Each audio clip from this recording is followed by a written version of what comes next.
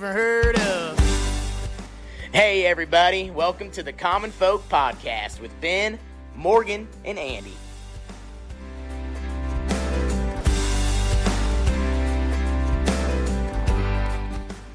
Welcome back to Common Folk. Yes, sir. Gosh, we didn't even get any notifications. He was pushing buttons over there, Andy. What do you mean? Normally he's like, all right, you guys ready to start? And something, and then he's like, shh. And then I've had enough of your guys' shit. You don't listen to me. Yeah, that's true. And I have to constantly tell you to be quiet. and so he just started. I was like, okay, good thing I wasn't like going to the bathroom or something. I mean, you start a podcast because you like to talk, and then you start talking, and then you have Ben saying, stop talking. Right. It's like, See? can't freaking win. Right. You got to know when to talk and when not to talk, all right? Or he just turns our mics off. Get your stuff together. Maybe that's the next country music song that's going to be remade into a big old hit. It seems to be the trend nowadays. There Yeah. you go. You know, Yeah, we could get to number one. know when to hold 'em, know when to shut up. You write it. That stuff. Sounds great. How about you write it and not sing it? Yeah. Kidding. I'm on board with that. It's hot in here. Yeah, Hold on, it's I hot. There we go. That'll help. That'll help. And With this- that awesome koozie. And the koozie's awesome, and the name of the beer, cold beer. I mean, you can't beat that. Yeah, but cream ale. It's really I good. saw that the other night, and I was like, not going to do that. That's really good. We get to hang out with those guys the other day Yeah. Yeah, they hosted the podcast award show. at Nebraska Brewing. Yeah. We came in second on a couple awards. Like but in your we own, were right there. In your own mind. Well, I don't know. There weren't that many votes, so we had to be close to the top. Had to be. Had to be. Yeah. No, it was fun. It was hot there, too. It was, yeah. I did get notification on that one that it was going to be hot back in the brewery. So, Yeah, They had good cold beer, though. yeah. They did. Mm-hmm. And a heck of a job putting it on for their first year. I thought it was a pretty good deal. Yeah, Did you it was know great. everyone there, Andy? Yeah, I Like knew. all the other podcasts? Not all the other podcasts.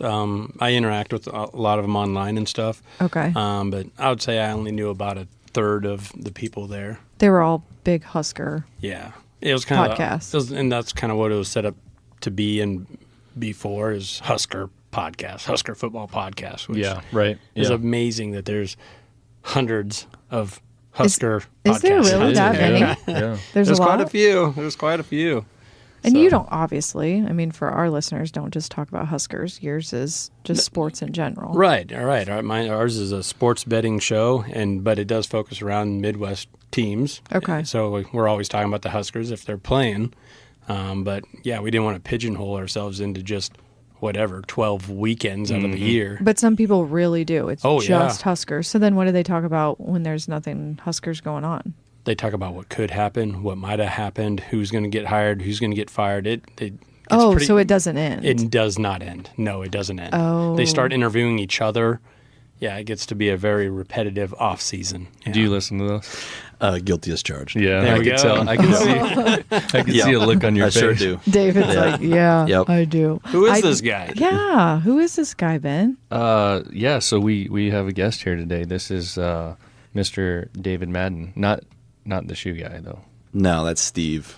That's Oh, my yeah. Is it uncle. is it your brother? Yeah, it's Your my uncle. Okay. All right. Your long lost uncle. So Dave is what I call you. And I call him David.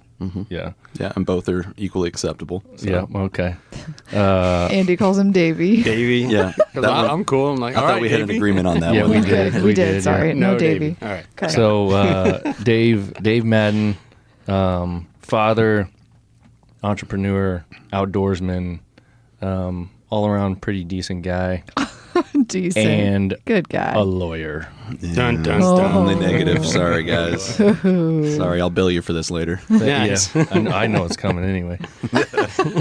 Right. So the whole idea today was I thought we've interviewed a lot of entrepreneurs and want to talk to you about that in general.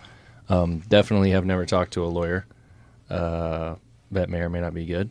Mm-hmm. And the outdoor thing, we talk about outdoors all the time. Mm-hmm. That's right up your alley. There's a ton of things we could talk about. We could be talking for hours and hours. But what we're going to start with is, first of all, I guess most recently, as adults, I was thinking about this the last couple of days. how did you and I reconnect as Yeah. adults? I've thought about that. Yeah. It was something to do with the farm focused business, was. I think. But Yeah, it was. It was right when you guys moved back to Nebraska from Tennessee. Okay. And you had this really cool idea. You were going to start your own company, and you were looking for some help on the intellectual property front. Okay. And so you came in, I set you up with one of my partners, and kind of walked through patents and trademarks, and if you needed copyright, all that sort of stuff. And from then, you kind of were a good client of the firm, and your brand really started to take off. So we reconnect every now and then, talk about what was going on, and how we could best position you for success moving forward. And for sure. yeah, and then when I started my own firm, you were my first paying customer. So Yeah, that's I actually right. kept the Really? check, the farm focused check. I still have it. That was the $340. Okay. Yeah. And that was 20 minutes worth of work. Yes, sir. Wow. I got 4 kids, Wow. man. I got a lot of mouths to feed, brother. Yep.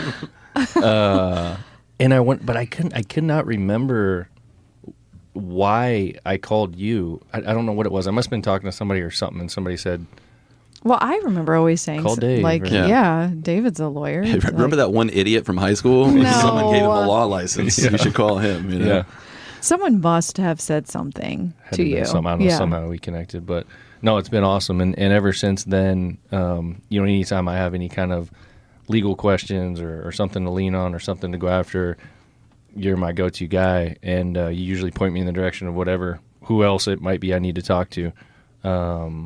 So let's have the audience learn a little bit about you. So, where did you grow up, and kind of what was that like coming up? Yeah. So I'm an Army brat, man, and grew up all over the place, and lived in Germany 3 different times, and moved pretty much every 2 years. And for a lot of kids, I think they hate it, but I loved it. And I got to experience new things and meet a bunch of new people, and I think it's probably the one thing that set me up for success the most as a person, because it taught me how to walk into a room where I don't know anybody and talk to anybody. Sure. And, it helps you understand that there's a whole big world out there. And, it really can inform your perspective in ways that I think if you live somewhere your whole life just doesn't do that. Right? For sure. Yeah. And so that was really cool for me. But I will tell you, when we moved here, this was the place for me that I wanted to stay. I was always like kind of ready for the next challenge, the next adventure, but there was something about Nebraska, and maybe it was just how old I was. I was ready to start putting roots down. I was 14. 14, okay. And but yeah, this was always going to be the place. So as I get older, then winters get a little longer. So we're gonna have to revisit doubt. that. Yeah, you're like, where can I have another house at? Yeah. Well, we got to do a little better at the firm before that happens. Okay, all right. Yeah. Well, So that's how I ended up here. So was it? You said Army. So your parents got moved here for the military. Is that? Yeah. Okay. Yep. So there's a big Air Force base here, but one of the biggest missions is a thing called STRATCOM, Strategic Command, and that's where a lot of the nation's nuclear planning gets done, and that's a joint assignment. So you've got folks from the Army, the Air Force, the Marines, and the Navy, who all kind of work this together. And so he was a Army Ranger, like grunt. And they were like, "Hey, do you want to work on nukes?" And he was like, "Yeah, I guess that makes sense. Let's go do that." Perfect. So, Yeah, all right. Yeah. So that's our tax dollars at work, and that's how we ended up here. He was working at STRATCOM, and so he ended up. My parents split, and then he ended up getting stationed in Korea. Oh, okay. So he And did get moved again. Yeah. So, but he came back here. The saying is, once you get on it, you don't get off it, and it's true. I mean, the number of people who retire here because it's just No a doubt. great place to live and raise a family. is So for the crazy. people listening who aren't from around here, Oh, yeah. the name of the Air Force Base is Offutt Air Force That's Base. probably helpful context for that Yeah. terrible dad joke. So yeah. Yeah, and a lot of people that you meet around here in one way or another are connected to the military. How many times have you heard that story? And I haven't lived here my whole life or anything like that, but oh man, I want to get stationed out in San Diego. I was really Right, looking at Fort right. Worth, and then Yeah. I got stuck at Omaha. I'm like, oh man, and then I just loved it, and now we're retired here. Like, Yeah. you hear that. It's real, man. Yeah, you hear it from everyone. It is, and I think it's the people more than anything else. Yeah. It's not like this everywhere else. Right. Right. so you recognize that it's not. It's different Oh yeah. than all the places. Yeah. I mean, we lived in New York, Yeah. So when we Pretty fast. it was, man, and I moved from Oklahoma to New York, and I had a deep Southern accent. Did you? So them boys beat it out of me when I got there. I mean, they were like waiting for me after school. Like, hey, you talk kind of funny, man. And I was like, uh-oh. So I dropped that real quick. You had to have been pretty young at that time. That was 6th grade, yeah. Okay. Oh, 6th grade. jeez. So, Does it ever come back out? oh, yeah. When you're drinking or what? No. I mean, so we like to... We spent some time in South Carolina because as a family, it's kind of a special place for us for a number of reasons. And you give me like 3-4 days down there, it'll, start peeking its head out. Like, yeah. See, but explain to him, because I'll get around my friends from Tennessee and they just are Southern talkers. And then I start talking like that. Like, or I just pick up something, and Well, and some people, I think if you're more, because when I went to school in Minnesota, I started to get the oats and all that crap. Right. And I think some people who are maybe a little bit more linguistically inclined kind of are sponges for that. Okay, so that must be maybe me. you should be a linguist, Maybe, Okay. maybe that's Okay. your next calling. That 'Cause he always Minnesota makes deal fun is of me. real. Like we used to go up to Canada every spring for fishing, and it was usually just over a week long. And by day 4, day 5, you are talking like the locals. About It's true. You get the long O's. Oh, yes, sir. Why are you putting A after everything? But you do. Yeah, you do. Need some more bait there, eh? I sure do, eh?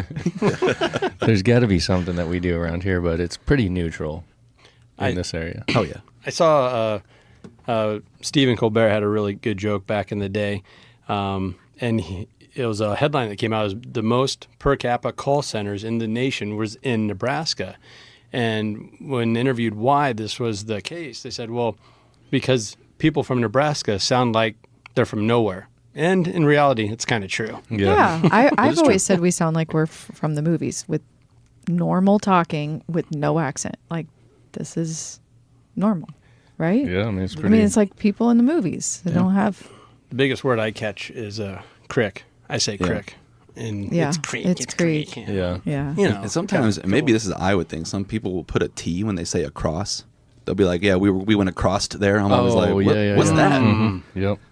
Oh. Yeah. Where'd you get that extra letter, bud? Is that must be an Iowa thing. Yeah, it definitely is. Sorry to Definitely Iowa not a listeners. Nebraska thing. We can't claim that. So you said you were 14 when you moved to this area. Yep. How did it go from there? Like you said, being an Army brat, like, was it tough when you got here, meeting people and trying to get into groups and all that kind of stuff? And 14, you would have been, were you junior high? I was going into 8th grade. Okay, Yeah. 8th grade. Nah, not really. Again, this place is really welcoming. It's just good people. And one of the first people I actually met was Morgan's sister, Carly. Oh, really? Yeah. And so we went to 8th grade all through high school together. But no, and I kind of learned how to get in with people Right. and do all that. And it just was kind of normal. But there was something about this place where the relationships formed a lot earlier and they were a lot deeper immediately. So I mean, it's something in the water. I don't know, but maybe it was just dumb luck. But yeah, it was a pretty easy transition. And you went to a pretty fun high school at that time. You guys had dominant basketball teams, Yeah. volleyball teams. Right. I mean, and it was a newer school too. And, Yeah. not that it's real old now, but back then there was a buzz about it, I felt. Yeah, and I mean, my freshman year, that senior class was a really talented group of kids. Zach Fortune, remember Zach? Oh, man. God rest his Yeah. soul, man. Yeah. Went to Iowa State and Yeah. transferred to South Dakota. Unfortunately, passed away. But they had dudes like him, a guy who went and played D1 soccer at West Point, a dude that went and played football at KU. Marty Levinson had a great career at the University of Nebraska Kearney. Yep. I mean, that team was stacked. Yeah. So it was fun. And then we kind of fell off, and that's probably because I was running around out there. And then Who's this guy? and then The southern accent out here. you leave me in the corner, I'll make you pay. But that's about all I can do. And so, but yeah, after that, yeah, it was a great place to be. You played Definitely. sports at the school, didn't you? Yeah, I ran track and cross country and played basketball. And unfortunately for me, because of my parents' divorce, I was in a position where I ended up having to stop before my senior year so I could work. And, I had to pay for a car and pay for clothes. We just it was, times got tough, to be completely candid. And so your parents divorced when you were in high school? yeah, and you right lived away. with your mom, Yeah, right? yep. Because your dad left. Yeah. Okay. Yep. So I remember that. my freshman year. And so that's a thing that happens to a lot of kids, but for me that was a pretty seminal event in my life, and a lot of good came from it ultimately, but it was definitely a very, very difficult period for me. Did you where'd you work? Oh boy, I'm ashamed to admit this. Do you know the answer to this already? No, You set but me up. I have a general I idea. don't either. I worked at the Buckle. Okay. And, No, you didn't. and I was infamous. People would try and do that Buckle challenge. I You ever heard did. of this? Yeah. Where it's where you try and get to the back of the store and out without somebody stopping you trying to sell you. I'd see them come in and I'd wait. And then right as they thought they were going to get out, and I'd be like, "Hey, can I sell you these pants or something?" And they'd be like, "No." So, You're always a pretty fashionable guy, so I could see what. I appreciate that, Yeah. man. I thought he was going to say line chef at Hooters. I mean, that's what I was gearing up for. Thought he was going to be a bouncer. At a strip club. Oh, yeah. Yeah, that's probably not my MO there, but Yeah. yeah. No, I man, did that. you got to do what you got to do. Yeah, absolutely. Yeah. I mean, and I learned a lot from it. I learned that you don't run from hard work. Right. I'll tell you that much, right? For sure. And at that time for me too, I was able to, I came to faith, and that's been a really important part of my journey, and the thing that anchors me and roots me, and I think helps me be the husband and father I want to be, and that Sure. sort of stuff. So again, there's a verse that says God makes all things work for the good of those who love him. And so that's been true in my life, and it's been really cool to sort of watch where I was in high school in a pretty dark place to sort of where things are now. And I know none of that's happening unless I have that experience. So that's been a cool journey for me. Nice. Yeah, kind of that no regrets type of, attitude. Oh. That's like the life mantra. Is that's probably my number one fear in life, is having regrets at the end of it all. I mean, I can relate to that. yeah. That's why I'm doing what I'm doing today, Oh yeah. because of the job that I had, and I thought to myself, man, in 20 years, what am I going to think? And I knew what I was going to think. Yep. And there'd be things I'd regret. Absolutely. Yeah. Absolutely, man. For me too, I mean, I've mentioned to you guys earlier, I lost my dad in 20, and it was to COVID, and it was rough. We were in the room with them, and there was nothing pretty about it. Yeah. And this guy was a former Army Ranger, like West Point grad, right? And to see him in that spot made me realize, dude, life is fragile. Yeah. It is. And it can be done like that. And so you got to do it. You do it now. You don't wait. Sure. And I had some opportunities with some clients that I knew if I didn't take advantage of it, I'd never be able to look myself, the 85-year-old me, God willing, I get that far. Yeah. Well, I think you're off to a great start charging, what was it, $340 per 20 minutes? Yeah. I think that's a great start. Yeah, that's gone up. You But know? yeah. Okay. Nice. He really is a lawyer, you guys. I mean, come on. That was 3 years ago. Like, what are we talking? Or wait, no, that was 7 years ago. No. This was when he started his first recent job. firm, Oh, which okay. we'll get into. Yeah, Yeah. that's what he's talking about. Inflation's real. Right. Yeah. Yeah, yes, it is. So when did the outdoors start entering your life? Was that around that time, or was that later in life? So it's a interesting question for me. My dad was not a big outdoorsman. He'd go sleep on the ground for 6 weeks, and the last thing he wanted to do when he got back was go back outside. Yeah. Yeah. And he didn't grow up with it. He was a city kid from Boston. So, but I had a lot of guys around, neighbors, dads, and a grandfather who was, really into it. And so, I can still remember the first time I shot a gun. It was like a break action 410. And I think I was probably 7 or 8. And I remember thinking, there's something about being out here doing this, not necessarily just shooting animals. Obviously, that's what you're trying to do when you're out there, but it's just being out there. Yeah. That is really impactful for a young guy. And then especially when I was going through when my parents split, being outside was like the therapy, So after I graduated from high school and, went to law school and did all that, that was like the thing I chose to do with my time, was be outside, going on hunting and fishing trips and all that stuff. So for me, it's been something that I want to be a part of my identity. And I want to give it to my kids because I want them to understand, and I've told you some of the stuff that we do, try to get kids outside for the first time. You can see horizon lines change in a person just when being outside. All of a sudden the world looks a little bit bigger and maybe there's more possibilities out there for me than I thought given my present circumstances, right? So that's what we're trying to do. And there's like clarity that comes too, like just being on the water, fishing, and it's something you can't really put a finger on. Like I was thinking about this yesterday. Deer camp is special to our family, and our uncles get together. My brothers are there. My dad's there. We're all back on the farm.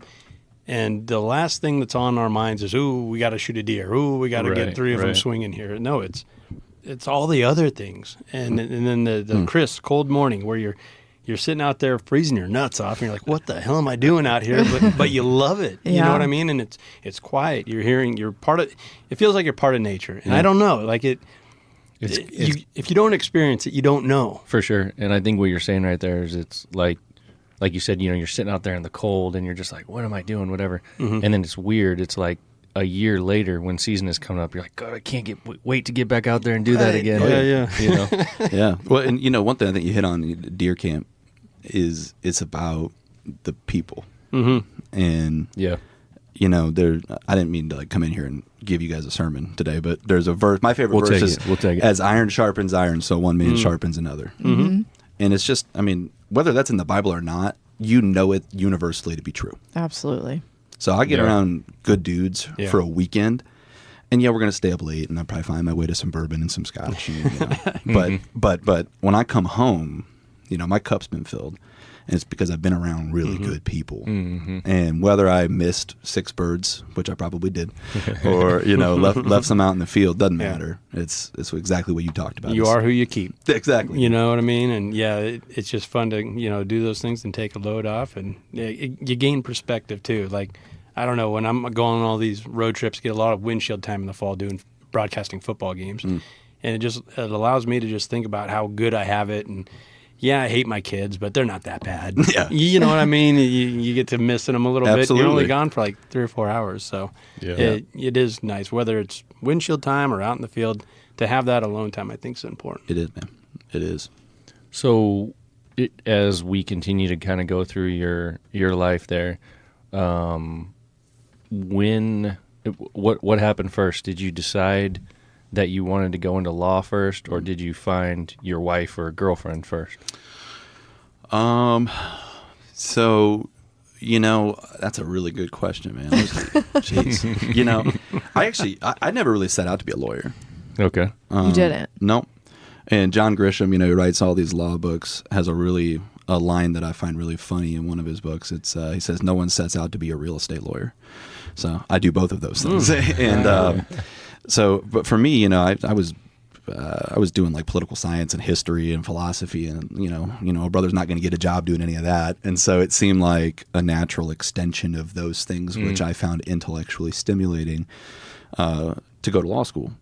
And so I kind of had figured out that's probably where I was going. And then I started dating my best friend's sister.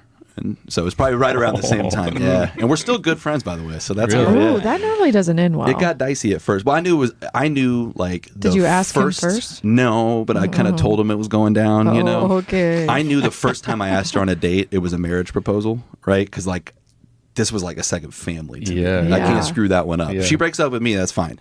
But I knew I had to know I was all in like immediately. Yeah. And so, I would say probably about the same time. But then once we started getting pretty serious and stuff, I was like, all right, I got to make the law So you thing were happen. around the family before you obviously I was like were. going on trips with them. That's how good of friends we were. Okay, but you weren't like... No. You were attracted to Cammie at this time, too? So, no, because she was like young. You know, I mean, she's 18 months younger than me or 20 months younger than me.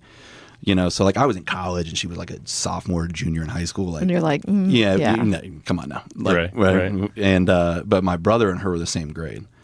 Okay. So I would hear tales when they were in 8th grade together. I would hear tales and be like, dude, Cammie Hogeveen is so hot. And I'd be like, I don't know who that is.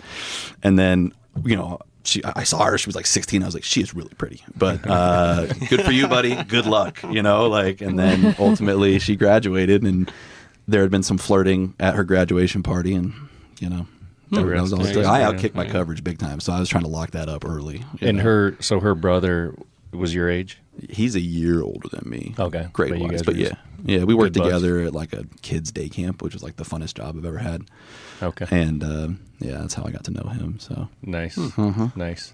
Yeah. So then, I don't think I knew that story. No, we definitely did not. Well, that's good. A lot better than I thought it could have went. I thought you were like, well, I was looking into prenuptials, and I thought, I could do that better myself. Yeah, that's how I got into it. I got divorced, and I need to learn how to protect my own interests. Yeah, there you go.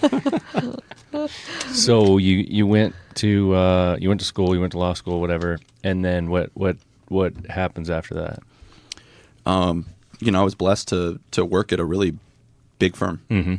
And, really high-end premium work, and got trained by a lot of really good lawyers and good people. Mm-hmm. And so, I worked my tail off for a long time, and too much sometimes. Yeah. And, but yeah, we started having kids, and, started looking around like, ooh, man, it's been 4 days since I've seen my kids. Mm.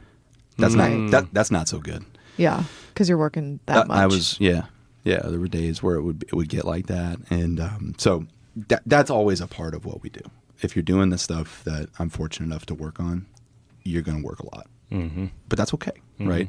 But some of it felt maybe a little arbitrary on why I was still at the office at 2 a.m. and stuff like that. So that's kind of when the wheels started. Like, is there a different way to do this? Can I figure out a way to do this in a way that I think honors my commitments to my family and to myself professionally, and so that was kind of where the genesis of, do I want to try something different, started. There's a question posed, interview I was listening to, and they were talking about, don't try to separate these two things, like work and your life. Couldn't agree more. You can make it one. It doesn't have to be like, then I leave the office and I shut it off. I'm not a part of, like, there's truth to both sides, but I think where you want to get to is where both can live harmoniously, side by side, and you're not shortchanging either one.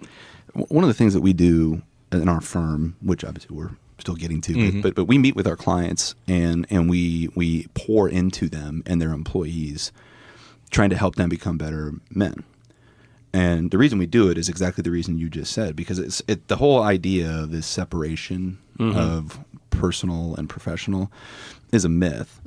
Do you honestly think if a guy's having a really troubled marriage, when he leaves the house and goes to work, he's not bringing that home with him to work? Yeah, right. Or if you got a really bad day at the office and you go home, he's not bringing that with him.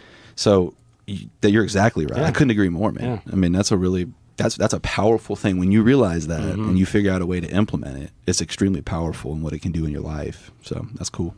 Is there any cool stories you can tell from your time at that firm that you were working with, of some big deal or something that was just fun, or that, I don't know, people might like to hear? And I guess before that, were you primarily in real estate when you were doing that as well?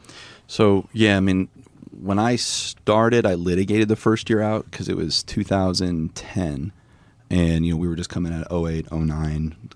Credit markets were just starting to unfreeze, so nobody was doing mergers and acquisitions, which was the group that I was in. And they were like, "Hey, man, we would like to hire you, but it's not going to be there. Will you be a litigator?" And I was like, "Sure." And then I did that for a year. It sucked, and then there was an opportunity to go back to the real estate group and work in mergers and acquisitions and do that stuff just on the real estate side. And so, when Conagra sold their commodities trading group, we did that deal for them, and that at the time was $1 billion plus deal. Wow. And that was really eye-opening. It was also the reason I was working till 3 a.m. a lot of times, but I learned a lot from it. That was a cool one. But the one that has been the most fun for me, as you know, is just being outside counsel to Meta Platforms on their data center developments here. And that was the game changer for me.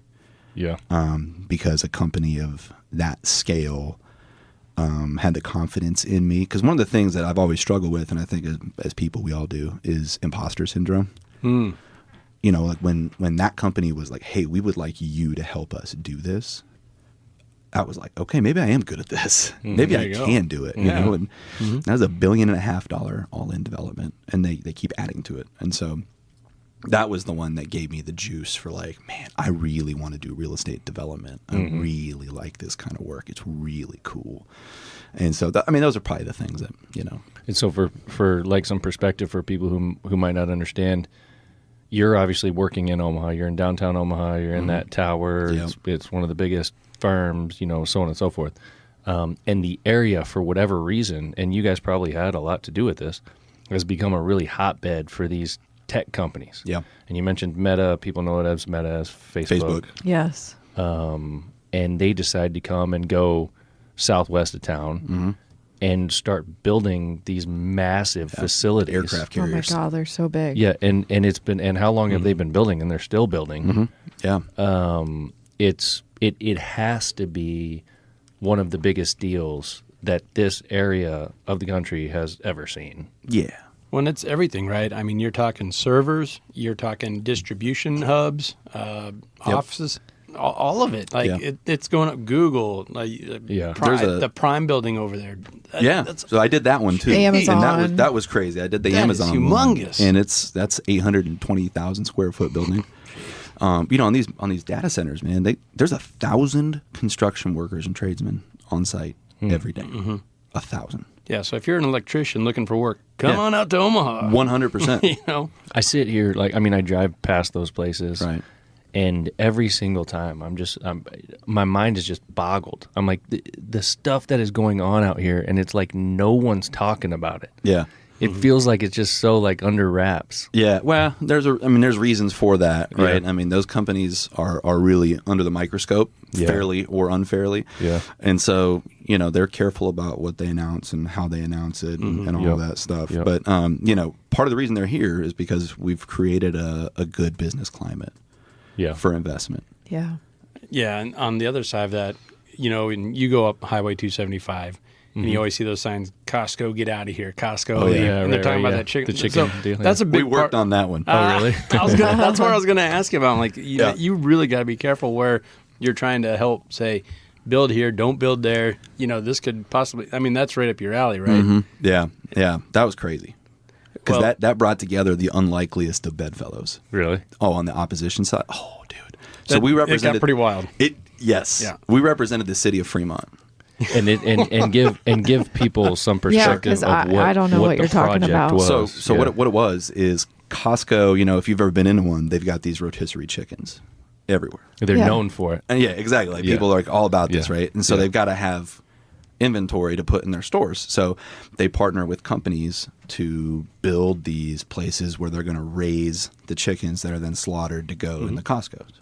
So essentially they're not like, it's not what you would think. They're not like a grocery store buying chickens from the market somewhere. They decided we are so big, this is such a big deal, that we have to have our own. Oh, I didn't know they did chicken that. farm. Yeah. So they have a chicken farm right outside Costco's? This is what's coming. Okay. Yeah. So they started in a different place, and the pitchforks came out, and they were like, well, that's not going to work. So they ended up looking at Fremont.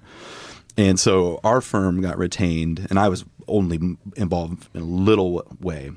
It's actually how I met my current law partner, by the way. Oh, okay. But I had to cover, because the senior partner who was running the deal, I had to cover the public hearings because he was out of town. And he's like, hey, just so you know, these have been a little rowdy. Okay.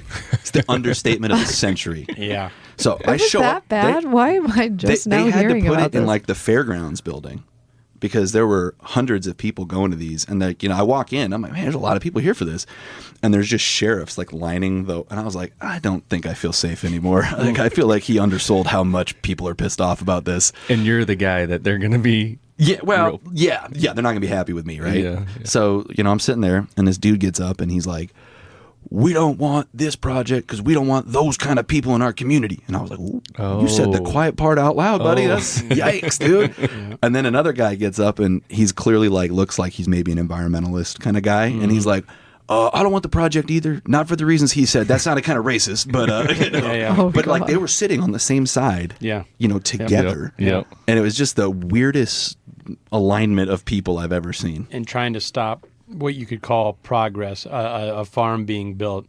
And I get it. And you do hear some horror stories about like small towns in Kansas or whatever where something like that goes up, and then this clientele of people Yes. infiltrate the town, and it's like, oh man, it's Right. not what it was. Yeah. You know, so Rightly or wrongly, there were some people who weren't real happy about it. And like you talked about with the environmentalists, you know, there's a lot of like odors and runoff. Yeah. Runoff was the and, big concern. Yeah. Ruining the water. Yeah. talk to And what the millennial happens- farmer with that. What happens with all the litter and like all that kind of stuff. But So what yeah. happened? It's there. Yeah. Okay. And They the got it. pitchfork It signs is are still there. there too. Yeah. Oh, yes, they are. Yeah. It's there, and it's So pumping they're out. raising chickens. It's pumping out lots of chickens every day. And Lots of this them. services a lot of Costco's. I honestly don't know. Okay. I mean, we weren't Yeah. in I'm not sure we either, weren't yeah. that deep in the weeds on that side of things. So. Did not know But it's- chicken had or Costco had their own chickens. But Okay. you know, I mean, they strategically could have just brought some of those rotisserie chickens in, because everybody goes to Costco loves those rotisserie chickens. Yeah, they could have That- just served them at that meeting. That could have been some common Yeah. ground That for would've everybody. swayed it, yeah. They're all just eating the chicken and then yelling at each other. I think that would have been seen as trolling. I don't think that would have gone over to. I would have had to run out of there. People would have been like, heck yeah, these are good. Bring it in. All right, bring the farm on. That's fine. We were wrong. God. They are actually good though. I know they are. Yeah, they're really good. I They heard are better than Sam's. Side story. I heard somebody talking. God, I can't remember what it was. I'll have to think back on it. But they were talking about the hot dogs at Costco.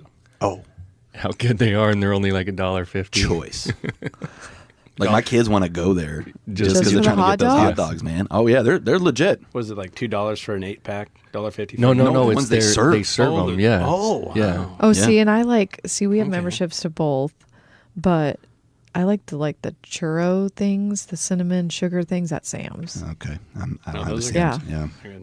Yeah. So I get it. Like if your kids want to go for a hot dog, I wouldn't mind going for one of those. Yeah. It was like the story I was listening to. It was like some business story, and they were talking about how important that $1.50 hot dog is to Costco. Really? That's crazy. And like what it results in for them in the rest of what goes on in the store. Yeah. You know what I mean? It's almost like an IKEA business model where there's meatballs and Yeah. crap like that. You know, around the And it's corner. just an unbelievably cheap Yeah. price for something that's really good, and then you just go spend $600. yeah, you ain't getting out of there for less than $5, man. Yeah. It's tough. Right. That's so true. I'm guilty of that too. I mean, we go to Sam's Club a lot Yeah. for Ashley's concession stands for volleyball, and they have their $1 pizza slices and then $1 for a drink. You know, and it's a huge drink. You know, 32 ounce, 64 ounce, whatever the hell it is, a bucket of soda. So yeah, you're in for $2.50, and it's almost like a restaurant set up behind the registers. It's insane, and But like yeah. I'll You spend $400, $500. right. And if I'm running behind or whatever out of time, that's in the back of my head. Like I'll just grab a slice and a Powerade or whatever on my way out of Sam's because they got it right there. Yeah. You know, Yeah, totally works. it's in. So to kind of wrap up that portion, when you talked about the Meta and the Facebook development, it's been kind of interesting for like the whole area around here. Again, like one of the shooting parks that we go to that you're a member of, the owner was telling us about about Zuckerberg and his crew being out there shooting. Really? Yep. They went shooting? And you're talking about, I mean, that's what that's southwest of Omaha, 30 miles. Yeah, it's in Syracuse. Yeah. Yeah. And those boys are coming to town, a bunch of techies. Yep. That probably maybe they've held a gun, maybe they're not. I don't really know. I can't speak for them. Yeah. But they go out to a game park. Yep. And go That's chase fun. pheasants around Yeah. or clays around. Yeah. And it's happening in small town Nebraska. Yeah, it's No, no. crazy. And you know, and the investment that they make in the communities. I mean, again, there's plenty of reasons why people don't like tech, and you know, we don't have to get into any of those. But the net positive aspect of these investments in the community is off the charts. Yeah. I mean, and the grants that they fund for school districts, for STEAM, and all that stuff, it's crazy. It's crazy. Being a sports guy, it's the same as like when the city foots the bill to build a new stadium. Right. Do you realize what that NFL team does for a city, for a community, for a state? You know, it's off the charts. All the small businesses that grow around and thrive out. You know, just because that stadium's there. 100%. You know, I wonder if we could get those boys in on funding Conestoga a little bit. Yeah, I guess we need like a we're about to we're not necessarily going to pass, but they're voting on like a $50 million bond. Oh, really? People just don't want to do it. For the fourth time, we're going to try. You guys should get rotisserie chickens. That's not a bad idea. We'll move on after this, but if Mark's listening, we could probably use about 20-ish or so. Okay. And then we could bring the price down a little bit. And Yeah. everybody probably vote I mean, on it. that'd be totally I'll fine. let him know next time I see him. Come on, Yeah. Zuck. Come on, Zuck. Good deal. Good deal. So, so then you're going through all that stuff, and then you get to the point where you were talking about earlier, where you're looking at how much time you're spending, how much time away from home, and all those kinds of things, and you kind of make the decision that you want to go out on your own, right? Mm-hmm. First question I have, and you don't have to tell me the numbers, but when you, at least initially, when you went from the job that you were doing to your own firm and starting your own business and getting things off the ground, did you take a pay hit? No. You didn't? No. That was also part of the motivation for doing it. All right. Well, that's awesome. Law firm economics kind of operates like a Ponzi scheme. You get, it's a pyramid. And so you get the guys at the bottom are just toiling. And you're sort of subsidizing the people I at the understand. top. Yep. Okay. Right? Yep. And so the idea is you stay in the rat race long enough. Yep. And then when they retire, then it's your turn. But, that doesn't always work that way. And sometimes some of those guys stay longer than they should. Or maybe it's the people who are coming up underneath you are like, well, I'm not going to work like that. That's crazy, which is a very real thing in the legal profession with younger people who are choosing, to not do what we did. So if you kind of look at that, you're like, wait a minute. So those guys aren't going to work as hard and make me as much money. So I'm going to have to keep doing this. Meanwhile, this guy's not leaving. So I'm still, and he's already got 2 homes, by the way. So in McGrath, my old firm, it was really good about trying to be proactive about that stuff. So I mean, they treated me very fairly. It's just the nature of the. There was a ceiling for me. Yeah.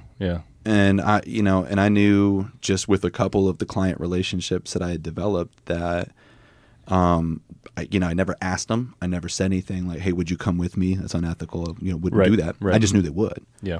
So when I left, I got to take those clients came with me, and then more found me after the fact. And instead of giving 50% of that revenue away, I worked the exact same amount and kept it all. Yeah. And didn't have my overhead was like Right. I think our first year was $12,000. Yeah. Because we were fully remote. So it would like the business case for me doing this Totally was made just sense. as strong as everything else. Right. So I would have done it probably still Yeah. if even I was going to take a hit, but it was. I said when I left, I will double what I'm doing here, and that's been true, and that's been it's been a blessing, But, For sure. Yeah, it helps when you have those clients coming with you. Yeah, absolutely. So I don't want anybody thinking I'm super brave here, Well, hey, it's a smart move. So, are you a big fan of Better Call Saul? I never watched those. Oh yeah, But I hear I have to. I do. I do think you have. Yeah, to. okay. I really do. And Love Suits. No show in the history of like lawyer shows has ever nailed law firm culture the way that Suits did. no, I have to watch Suits. I don't know what that is.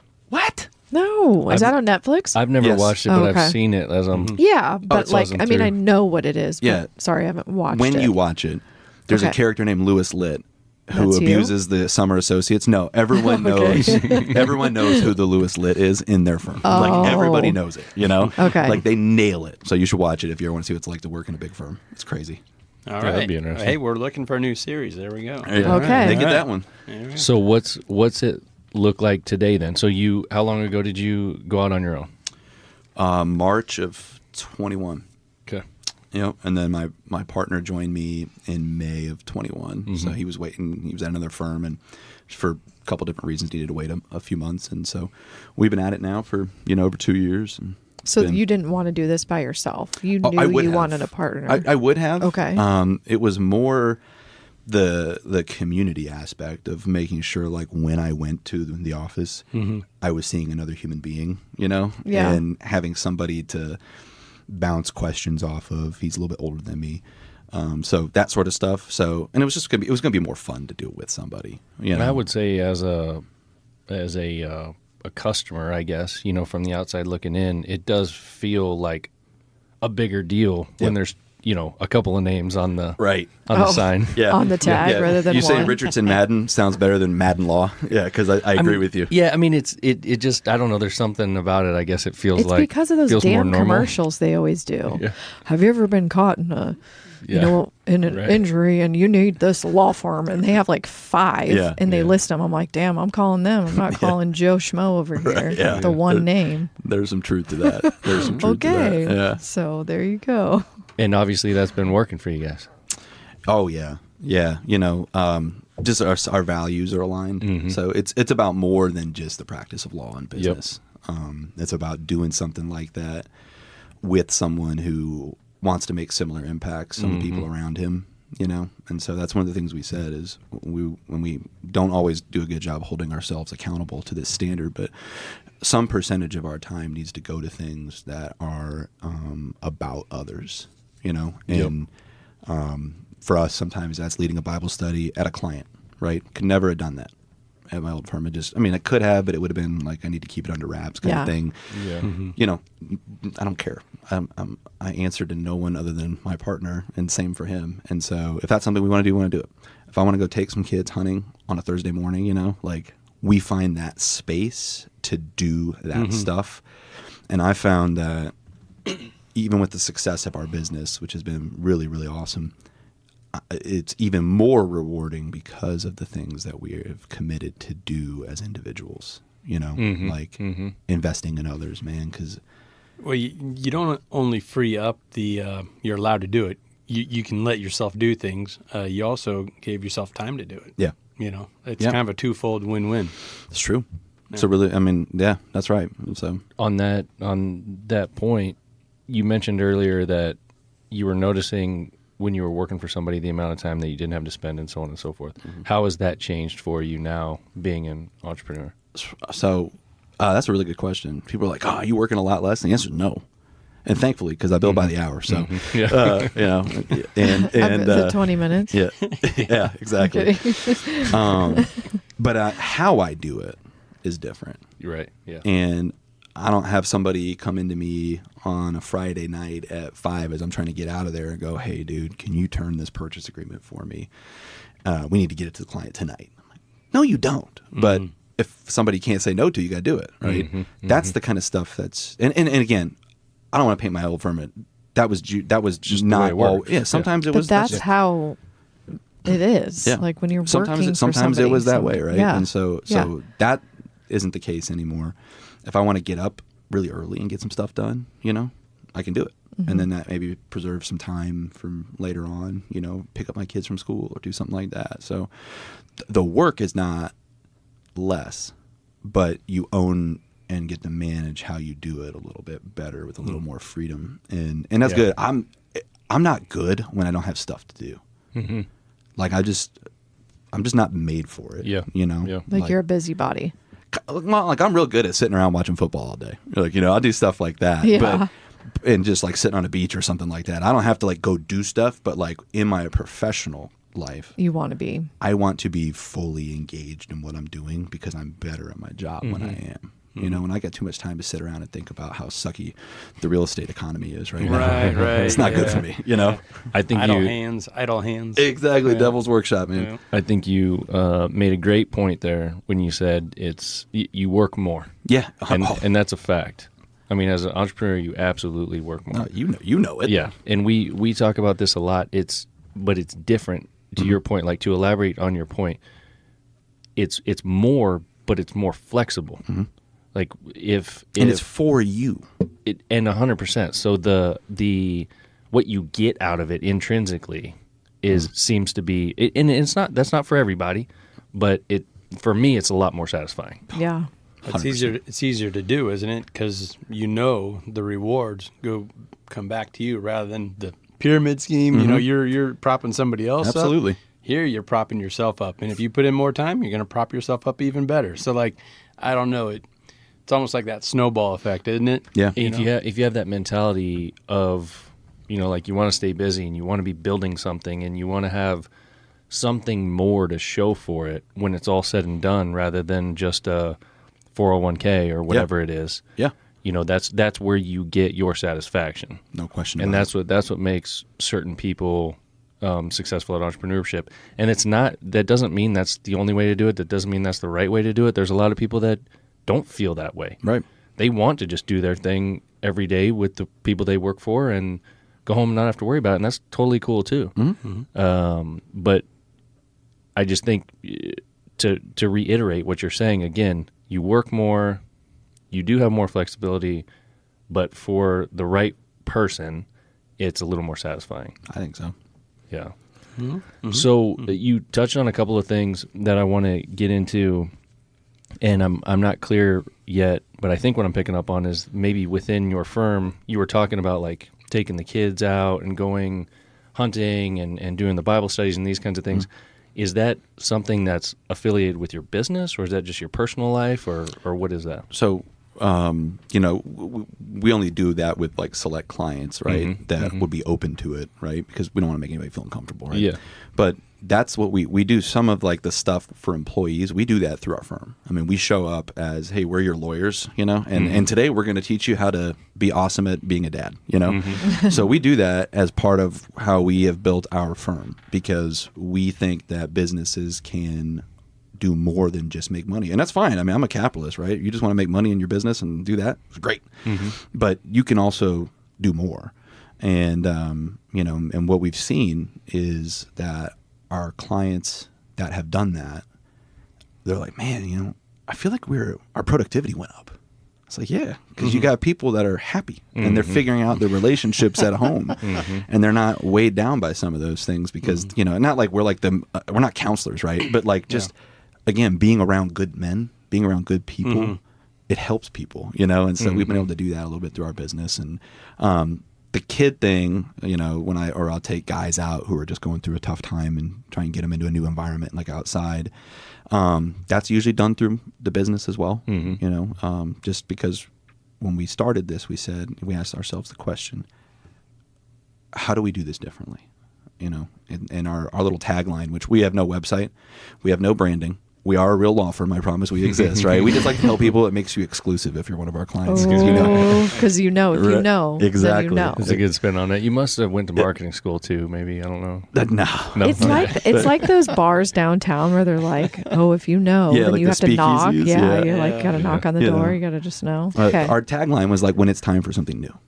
So at least that's what we tell ourselves. Mm-hmm. So we tried to figure out how are we going to be a little different.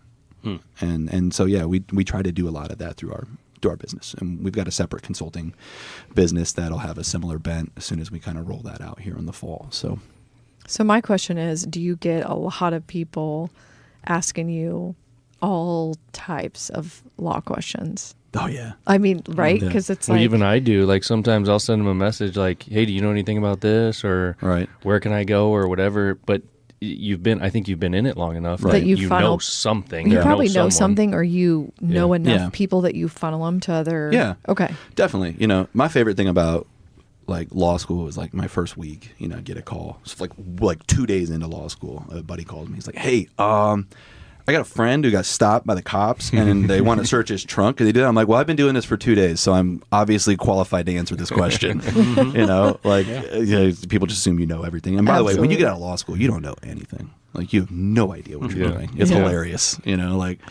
have to have that experience and work somewhere. Yeah. Absolutely. But okay. So you'll shuffle people to like the right... Like, I stay in my lane. Yes. I'm the least handy dude that's ever lived.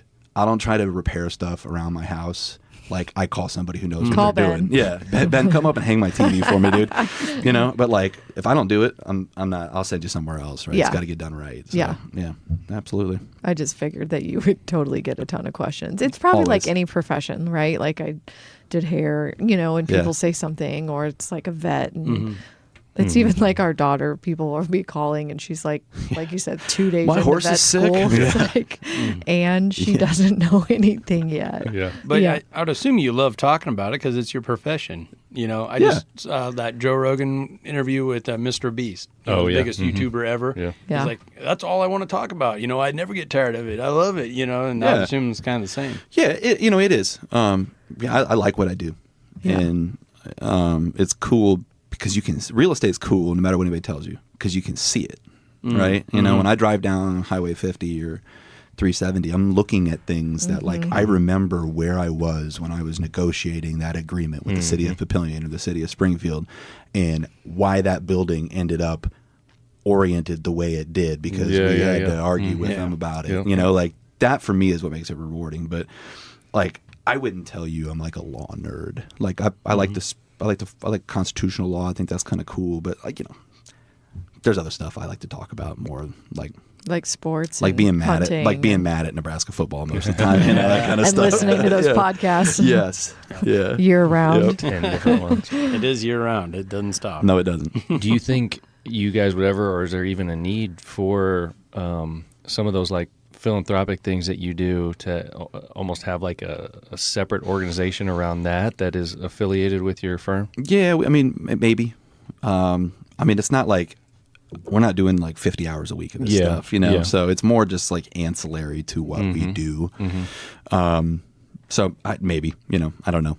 I couldn't tell you whether I thought that was going to happen or needed to happen. It seems like you have a passion for it. I do. So Yeah, I'm picking up on But that you know, too. I agree. when you you know, when my dad was in Korea for 3 years, I was lucky enough. Your dad's one of them. I don't know if he knows this or not, but who invested in me. They just let me be around. You know, I was at your house a lot. I was out on that boat in Manawa. So Don Monzingo's been somebody was really important for me in a very dark time for me. And so when you've seen how your life can be impacted by people, like, you can't help but want to do it for others, you know?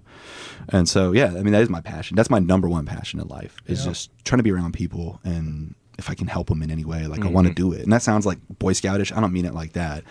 I know what my faith has done for me, and I know what other people have done for me. And so if I can pass that on to somebody else, that's what I want to do. No, it's true. Like, we went over to your house. I don't know, was this a year or two ago? Yeah, you and brought me some steaks. we brought some Oh, yeah, steaks, that's right, whatever. yeah. And Joel was with us, and he had so much fun with your kids. But when we left, he was like, "Oh, I really like David. You know, like, you're playing basketball with him. You're into it. Yeah. Like, you know, saying bro, and, you know, just all the fun. Yeah. Like, you can just tell your energy is invested in, like, who's in front of you Yeah. or what. I appreciate that. Yeah, no, that really. that means a lot. Thank you. So, I mean, I think you do, to your point, Ben. You, there's like something in you that is.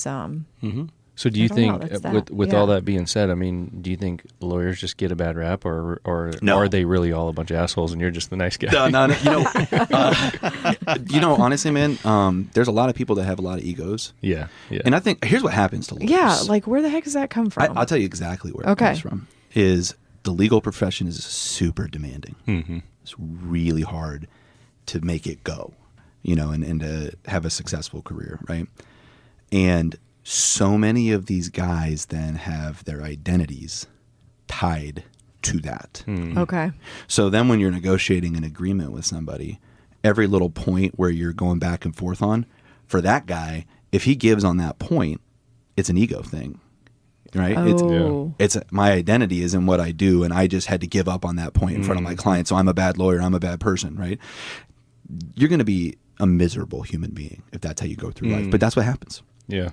And so some people, I mean, that's it's honestly, it's a well-deserved reputation for some. Yeah. It is, dude. I mean, I'm not going to sugarcoat it. And obviously, I was joking a little bit, but you know, you get that in any profession. Yes. I mean, there's 100% folks like that and everything, but for whatever reason, it's fun to joke about. There's lawyers. a lot of dudes with egos that well, my dad, when I graduated from law school, I did a joint party with one of my really good friends at the old Mesa in Bellevue. So it was a nice formal affair. And his dad's a lawyer, so he had a bunch of like other lawyers and judges from around town come to this thing.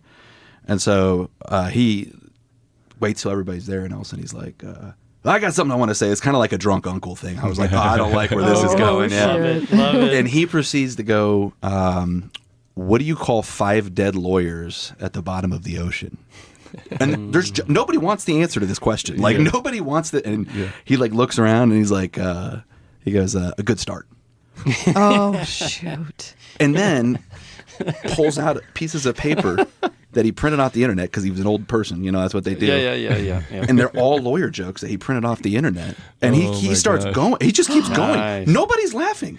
And so I finally was like, yeah, let's get you home, man. Maybe take it easy on the margaritas there, buddy. That's awesome. Yeah. So, little, That's great. yeah. That's That it. is Stay great. in your lane. Know your audience. Yeah, know your buddy, audience. read the room, Dad. Come on, man. Yeah. That's great. Yeah. Oh shoot, that would have been a good one to see. Yeah. Yeah. Something like that. Well, man, I think with the list of stuff that I was hoping we could cover, we did. Do you guys have any other questions or anything? Well, that want- you made us some food earlier, and I didn't know that. Well, I guess I think I did that you're gluten free, Yeah. and that is just for health reasons. Well, I mean, there's probably a whole nother conversation around that, Oh. I guess. But yeah. with- Well, I with mean, I what think you- it was interesting because I was like, wait, does he have celiac? Because Ben, No, this my is wife different. does. Yeah. My wife does. And that's Okay, I kind of didn't know what, that. yeah. Okay. That's kind of what led us to the gluten-free path, which So is, your whole family there's no gluten at your house, or is there that's for the recent. kids' lunches and stuff? You know, my second kid was getting strep like every 4 weeks. Yeah. And then we took gluten out and she hasn't had it in 6 months. Okay. Like, I'm not a doctor, I don't know, but Yeah. Yeah, there seems to be a pretty we've had strong the same- correlation. We had the issue with Haley, you know, for years too. So Yeah. I get that. But Yep, living okay. that gluten-free life. The good news is that bourbon is still gluten-free, so That's true. that's what I needed to be able to hang on to there. That you know? is true. Okay. Does and for yourself? I mean, you've adopted that for Yeah. your family, and it's also good for your own health from the sound of Yeah. it. Yeah. I about 2021 got diagnosed with a bunch of autoimmune diseases, you know, arthritis type stuff. My dad had it. And gluten is one of those things that will trigger a flare. And until I got this, I never quite understood how bad arthritis can be. Dude, like when I get when I get a flare, like I'm in bed for 12 hours and I've got feels like I got the flu and body aches and feels like somebody's sticking a knife in me. And so for me, it's like, if it's a trigger, I'm not going to have it. Like, you know, is 'cause it I don't worth want it that. or And not? is that inflammation basically? 100%. Yeah, just 100%. inflammation all over the place. Yeah. Yep. It just, yeah. So, And do you? I mean, obviously, you're trying to manage it through your diet and through foods and what Yep. you consume and stuff like that. Is there a medicine component as well? Do you have so to there do was. that? Or? I took something called Humira for a while. Yeah. It's $5,000 a month. So, Oh, yeah, and which was fine when I was on the firm Yeah. insurance plan, but Yeah. it's also terrible for you. Yeah. I mean, the premise behind it is you put it in your body and it artificially suppresses your immune system so that it stops freaking out and attacking your body. Jeez. That just can't be good for you. No, right? And like, so come on. I was fortunate enough to come across a functional care doctor who's like, nah, man, you don't need that. That's poison for you. And I know we'll get you going. And so that's been life changing. $5,000 a month. Yeah, because I mean, there is a lot of Humira commercials out there. yeah, I have- and then yeah. listen to all this stuff. It's like, you know, if you listen, this is gonna kill me. You know, Yeah, so it's not something you want. And that was, I did not know when I asked that question. That was the explanation I was hoping that you were going to have. Yeah. You hear from so many people anymore, and even Morgan's doing it with some things that she's going through, trying to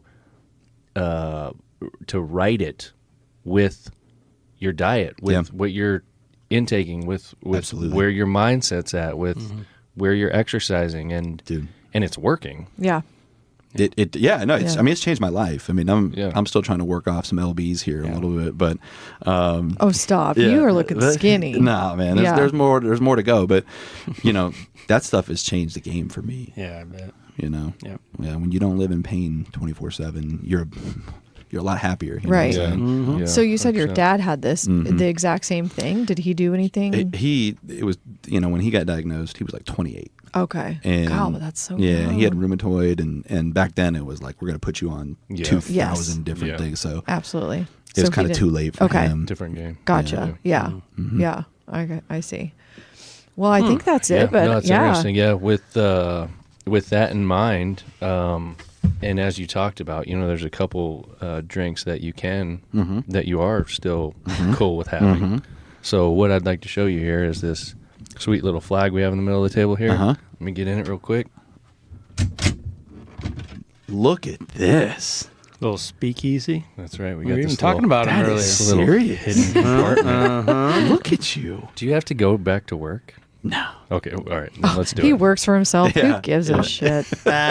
So in this compartment here, Yeah. we've got a couple of drinks from Oh, look Cooper's at Chase. that. He's gonna have to man. finish he gets that the, one He gets the up. last Yeah. bourbon too. Yep, I think so. Sorry, guys. That's mine. Yeah, it's yours, Yep. buddy. It- Cooper's Chase, Nebraska bourbon. Andy, tell him a little bit about that. Yeah. Yeah, old Doug Trainer out of West Point, and he's a great follow on social media. You know, he's real interactive, fun guy. We've had him on the pod before. One of our most popular pods. Yeah, he's a great dude. Real good, good with the conversation. But he likes to share with you. Like once he's done with his day job, he goes home and he gets in the distillery, and that's his time away and his alone. Yeah. It's really cool to just watch the product being made, and then going to the grocery store or whatever and seeing it on the shelf. Absolutely. It's really cool. And like the grains that he uses come right out of the elevator there in Beamer, Nebraska. I love it. Corn grown right down the street. I Yeah. love it. So how cool is Can't get any better. Can you Yep. open that? Pretty cool deal. It's pretty tight. that? It is pretty tight. You want to try it? Maybe, I was gonna use maybe my have teeth. some Probably vodka. I was From going to the use my heat. teeth. I got it. There we go. He just Andy promised me loosened it. bourbon, and now I'm not going to get any. Right. Jeez. Finish it off. So, secondly, that cup that you're holding there. Yeah. That's, Oh. yeah, it's bad, right? It's heavy, so you know it's real. That's another. I've got some. That's another company in Nebraska called Handlebend, in O'Neill. Yeah. So that crew up there, they hand make all these. This is all full copper, obviously, handmade, cool stuff, straight from their place. Yeah. So they custom made these for us, so they would fit in this little hidden Come on compartment. now. Come on now. Yep.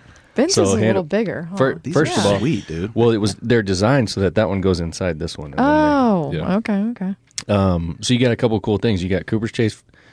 I think it's just cooperschase.com. Cooper's Chase Distillery. Cooper's Chase I Distillery. think so. Okay, I'm gonna double check that. And then you've got Handle Ben. Handlebend. It is cooperchase.com.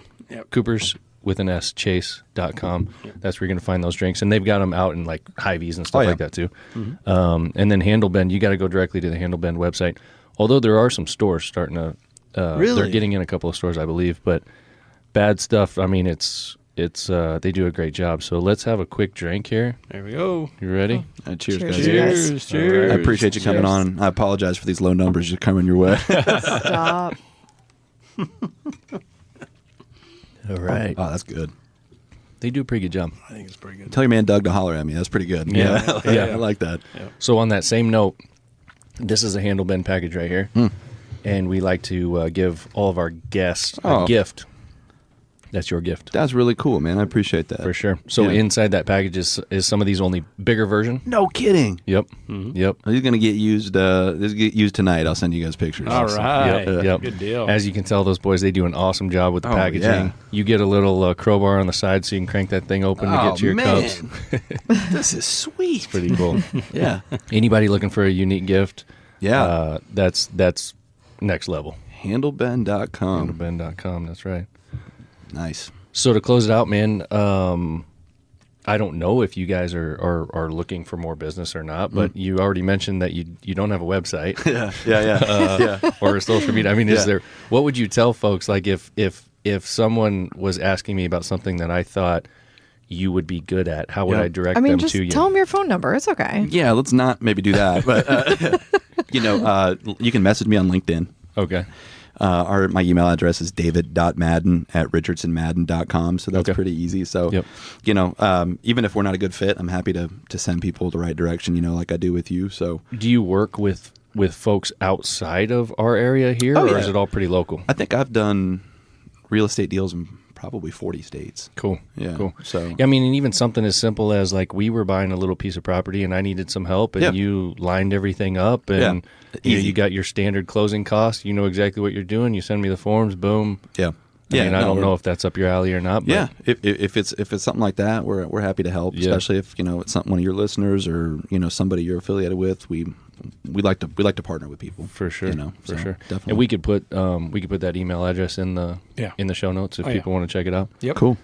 I So appreciate yeah, that. yeah, man. No, this has been fun. I don't know why, but for some reason it came to my mind like, man, it'd be fun to talk to Dave. And I hope it was. Yeah. It was. It has been fun. I learned a lot too. It's very different from a lot of things that we typically talk about, but on the other hand, it's also very similar. Yeah. I mean, there's a lot of the same themes. It's common people, Yeah. doing cool stuff that a lot of people don't really know about. And people being passionate about what they're doing Right. and 100%. loving it. 100%. And you love what you do. I do. And you help a lot of people. Yeah. I mean, that's I very hope so. common That's the goal. here. Absolutely. But Well, we thanks hope for having you me, had guys. fun, This is man. my Thanks first for coming. one. Huge privilege. Seriously, this is a lot of fun. Good I appreciate deal. you guys. No, that's Aw, great. Thanks for coming. All right. Well, you guys got anything else? I think that's it. I'm gonna Alrighty. close Peace. it out. Here we go. Later.